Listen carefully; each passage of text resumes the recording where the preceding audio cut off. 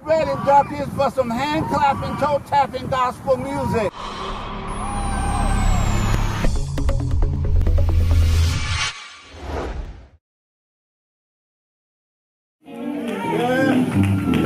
We got any prayer warriors in here? Yes, sir. Oh, I know we have it. Come on. I can see it. I'm James Baxter. I'm the host of Gospel on the Move. I'm out here in Muse Park having church with the ducks. Quack, quack, quack, quack, quack, quack, quack. Gospel on the Move can be seen every Sunday morning right here on WBBJ Channel 7. If the ducks can shout to this good old hand-clapping, toe-tapping gospel music, then why can't you?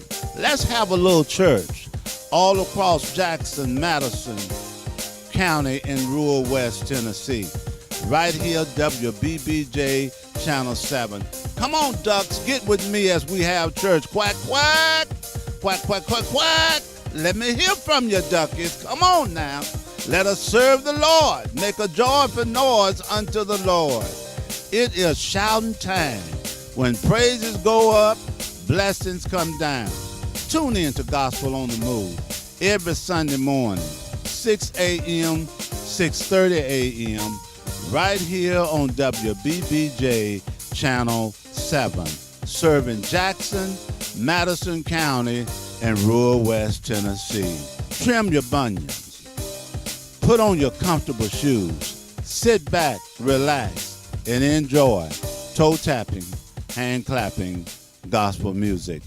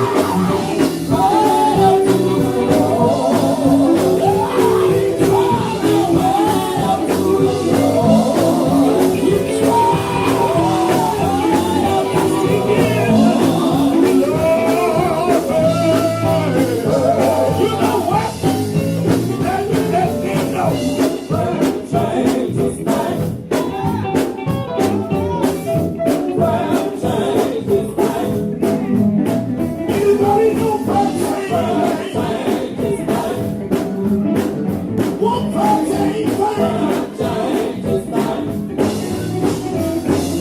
Y'all get down on the change is mine. When I begin to get down, change is mine. Y'all get change is mine. Change is mine. I got trouble there. Change is mine. I know change is mine. I know what I mean when I say change is mine. I went down on my I went down on my when the enemy talked to the Lord, down on my down on my knees, went down on my went down on my let me tell you this and I'm gone. Went down on my let me tell you he had but I tried he had.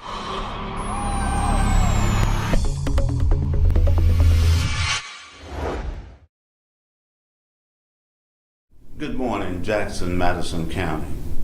Welcome to Gospel on the Move. I'm James Baxter, and I will be your host for today's edition of Gospel on the Move. Gospel on the Move can be seen every Sunday morning from 6 a.m. to 6:30 a.m. right here on WBBJ, Channel 7. Call a neighbor, call a friend.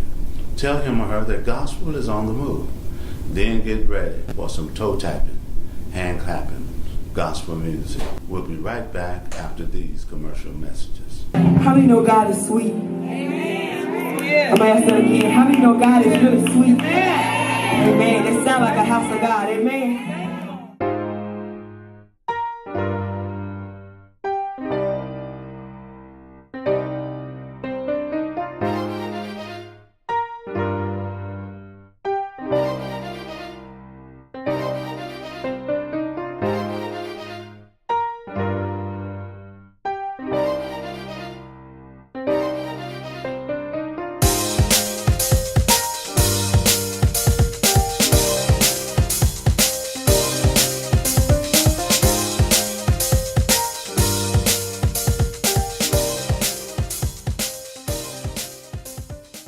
Brother Danny, we thank you so much for asking us to come. It's a privilege whenever we step into the house of God, amen.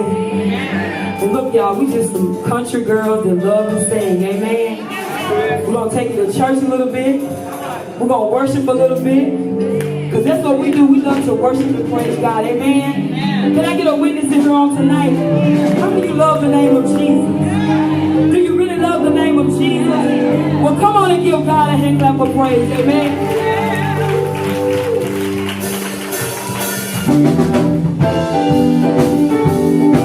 Now come on, put your hands together.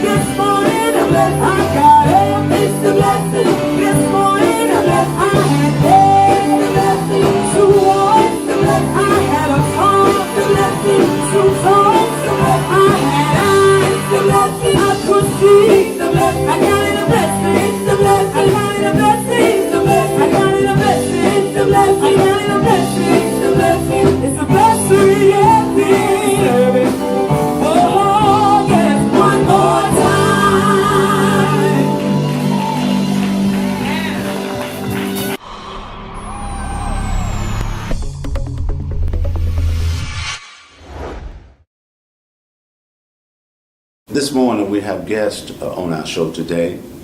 So this is our special edition of Gospel on the Move.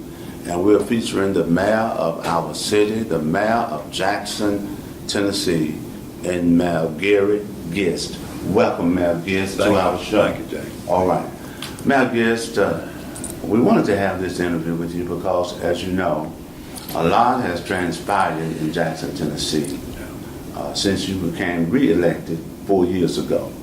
So we want to just talk with you in some depth about where we are and where we're going as a city, known as the Hub City in rural West Tennessee. How long have you been Mayor of Jackson? I'm in my seventh year. Seventh city year. mayor, and I'll complete this term at the end of June. Very good. And let me congratulate you for serving a longevity term. It's been my honor. Mayor Gist, very briefly, could you tell our audience, tell me, because I don't know where you're from, man. We're from Northeast Alabama, came from Northeast Alabama in 1977. Landed in Jackson, Tennessee. Became here as Parks and Recreation Director. The former director had retired, and they were searching for a new director. So I came up to interview, had to look on the map how to get here, but we've been here since 1977. Okay. All right. And do you have family, children? We do. We have two girls. One of those girls one of them is in Huntersville, North Carolina. She is an industrial designer. She is still single.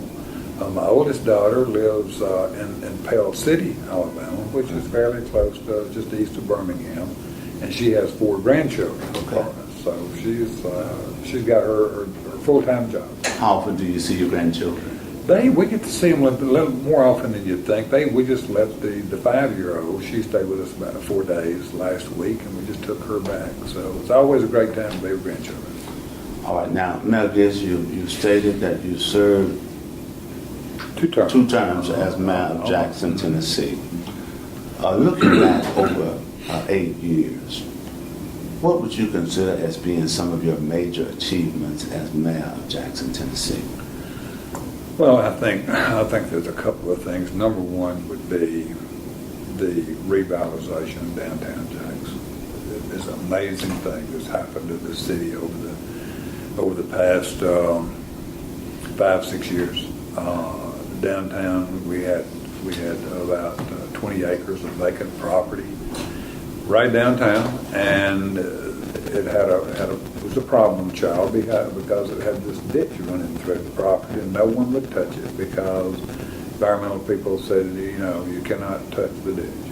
It's a main drainage structure. So finally, we had a couple of guys come in, took a look at it, and so that's going to be a huge asset for us. We're going to reshape it and use it as a water feature. So thusly, you have a lift now, a fabulous center right downtown, medical clinic, wellness clinic, literally hundreds of people down there every day. And that has been a big boost for us. We're also in the process of revitalizing Morgan Street and some other streets over in the Atlanta area. And I guess you certainly can't leave out the University of Memphis, Atlanta, Right. because it was headed south. It was in bankruptcy, and I found 3 really good buddies to join with the city. We bought the campus, and then were able to convince the state that we needed a 4-year public institution of higher learning here.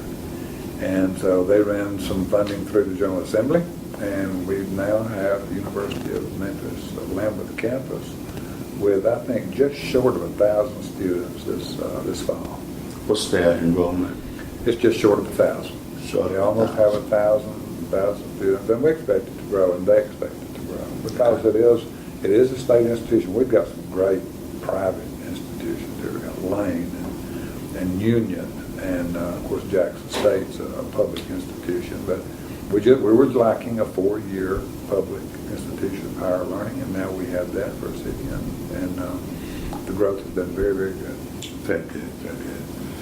On the other hand, Mayor Gist, what would you consider as being some of your failures over the last 8 years? Well, we're still working on this issue of crime that we have, and we feel like that we certainly have a workable plan.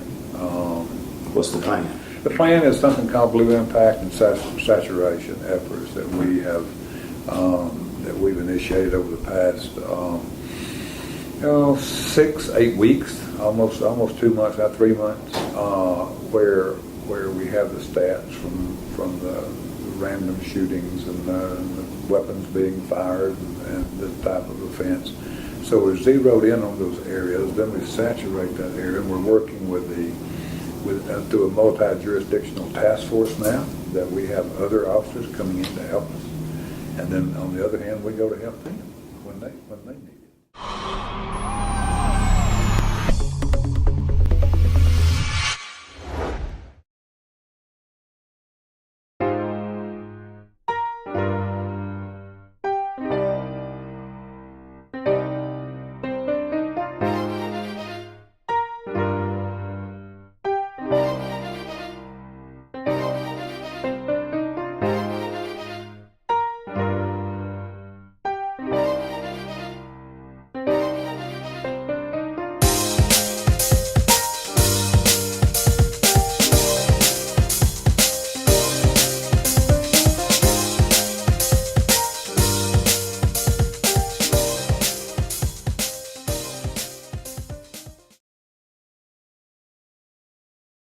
So we have a lot of people involved. We have the federal marshals. We have a couple of our PD officers attached to the federal marshals, TBI.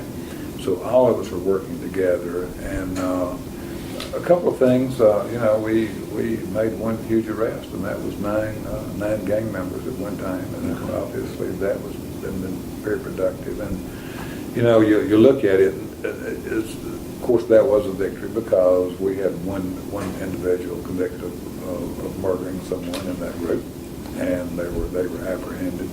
But I also look at what we're doing from a prevention standpoint. We have some great programs going on in our public schools, especially in middle school, that bring students into people who are trained to talk to them about life skills, about accountability in life, and so we're getting that in the middle schools now. It's called the Phoenix Curriculum. So I look at every child that goes through that program in Jackson, Madison County School System as a victory, because when they come out of there, they have a full knowledge of the consequences of going the wrong way.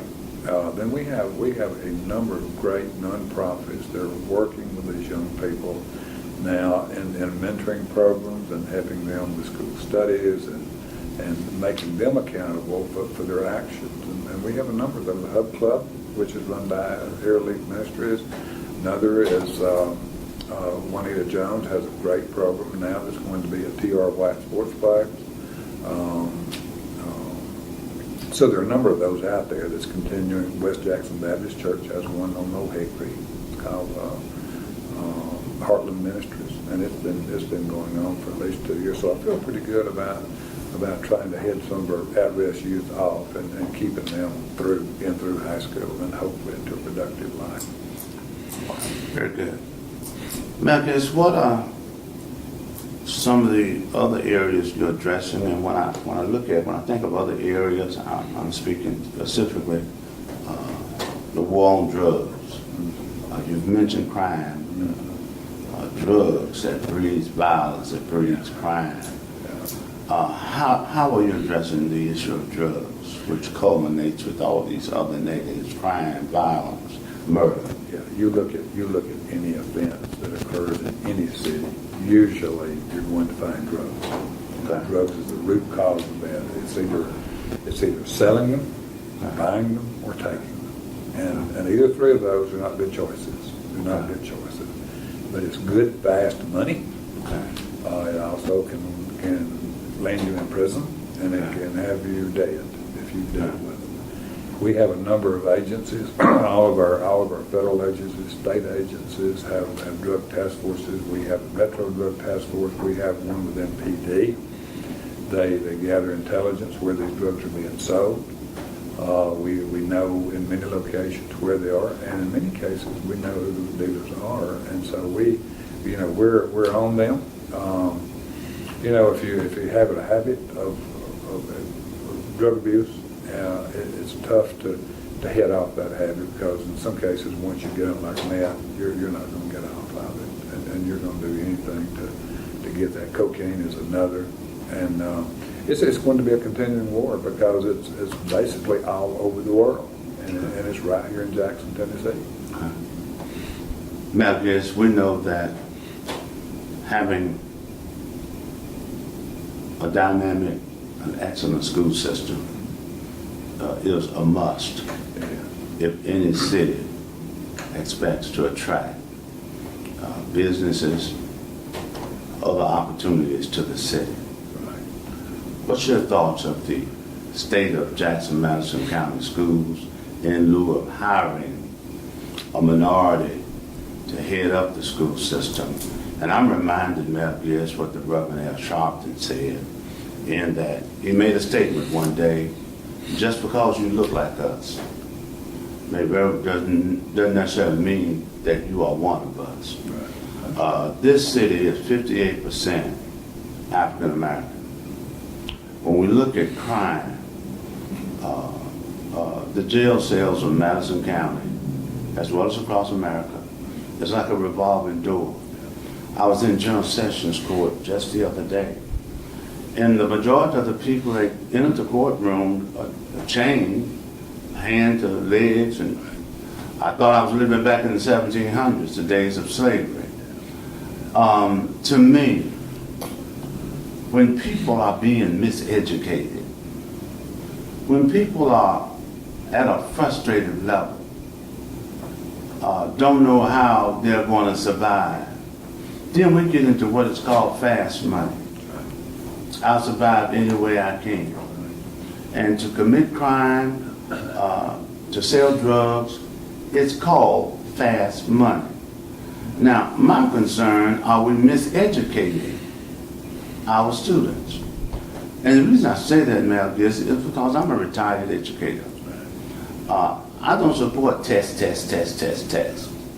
What I support is allow professionals who have gone to school and who have trained, allow these people to walk in a classroom and teach without having to worry about every other month, we're going to test. The parents are screaming. They have a problem with test. Somewhere along the way, Malgus, we are miseducating students here in Jackson Madison County. Because if we were not, they would stay in school. Sure. What's your position as to how we are evolving as it relates to public education in Jackson, Tennessee? We're getting too many young people through the public school system, not only here, but nationwide, that are not prepared to graduate. They're not. You know, many Some of can't them, read, Malgus. many of them are reading at the 4th grade level, when they graduate.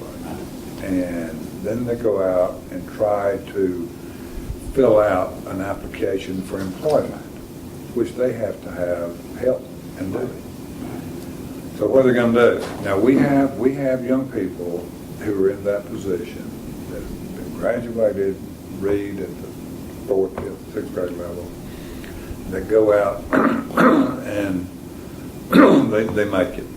Don't know how they make it, but they do. They get a job. It may be a masonry job. They may be working with a contractor in training for various skills, electrical, plumbing.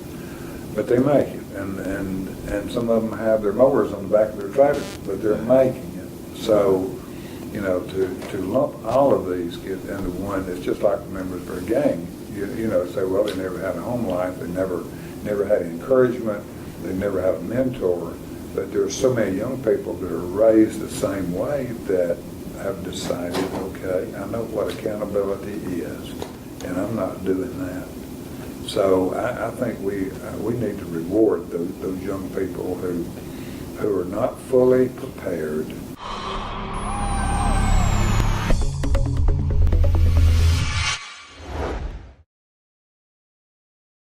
Come on and give God a praise in this house. Now see, I didn't say give me a praise. I said come on and give God a praise in this house. If you know He's worthy to be praised, you ought to stand on your feet and give God a hallelujah praise. Because it wasn't your alarm clock that woke you this morning.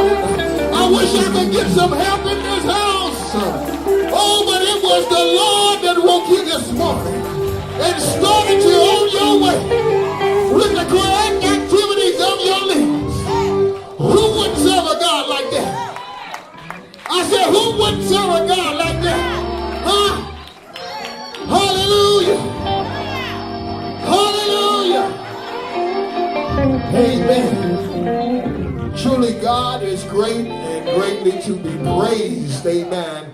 Truly, amen. I just think and praise God for being in the house one more time. Amen. Because if I think about it, he didn't have to do it. I said he didn't have to do it, but he did it. Huh? Amen. I could have been dead and gone, but he saw fit that I see one more day. Who wouldn't serve a God like that? Amen, amen. Truly, we just thank and praise God, amen. I can't go forward without giving honor to my pastor, my bishop, amen. Bishop Green, amen. Co-pastor Green, amen. Amen. Truly, we come to honor, amen, a great man, amen, musician on today, Brother Danny Harris. Amen. We like to call him Drummer Boy, amen, because, amen, he be wearing them drums out, amen. And we just thank and praise God for him on today, amen. Amen.